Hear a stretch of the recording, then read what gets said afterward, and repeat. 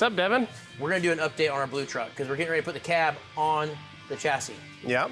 So firewall's a big deal. We kind of did something, we kind of cleaned up our heater casing, make sure that the heater box is all taken care of. Obviously, we told you guys we do new wiper transmissions, new wiper motor, and then while we have the heater box off the firewall, we'll do a new evaporator, heater core. One thing we tried a little bit differently, instead of having, I always thought the heater box looked really derpy with the wiring that came out and flowed over this. We're using it, tucking things behind and kind of cleaning things up and coming back around. I'm gonna call it the old reach around. How's that, Seth? I mean, it's something. So kind of clean it all up, make sure it's not so cluttery. Yeah. Wanna go see the chassis? Sure. All right, let's go. Come on, Seth. So anyway, tumbleweed. Thank you, Lisa. Anything, piping's all done. All of our fuel and transmission lines are ran. Oh, hey, Oscar. Brackets. Oh, he's got some brackets. More brackets. So we need these.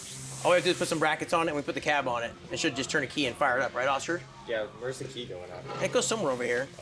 I think it goes here. Is this the, no, that's not the key. That's a shortened dipstick. Yeah, we like to shorten all the dipsticks, so. Is that because you're short? That is because I'm short.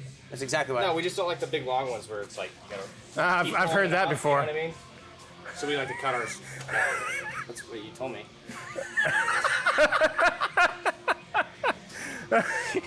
Gosh dang. Do we need to retake that?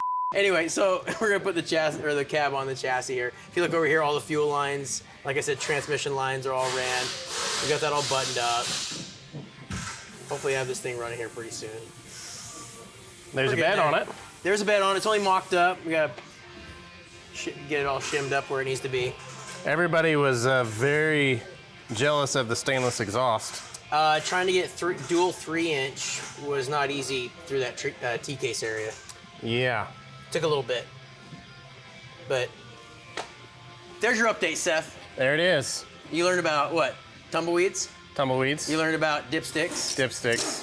And people are like, why'd you shorten the dipstick? Well, Oscar's right. I always, if you're gonna make like this whole thing look good, a big old like transmission dipstick hanging out here is not really cool. So what we'll do is we'll modify and make them lower. Same thing with the engine oil dipstick. We'll kind of shorten them up, but use the factory one so it looks Sano, like it came off the showroom floor that way.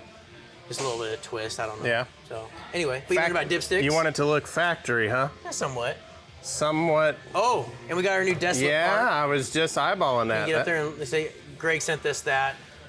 Oh, he didn't leave you any personal notes or anything in it? No, usually there's a FU or some kind of side rod, but no, not this time. That's weird. Yeah, shocker. Yeah. Okay. There's all sorts of desolate stuff on here, but I think we've kind of gone over that before. I think so. I think we beat that with a dead horse. They make some pretty cool stuff. Yep. Is that it, Seth? I think.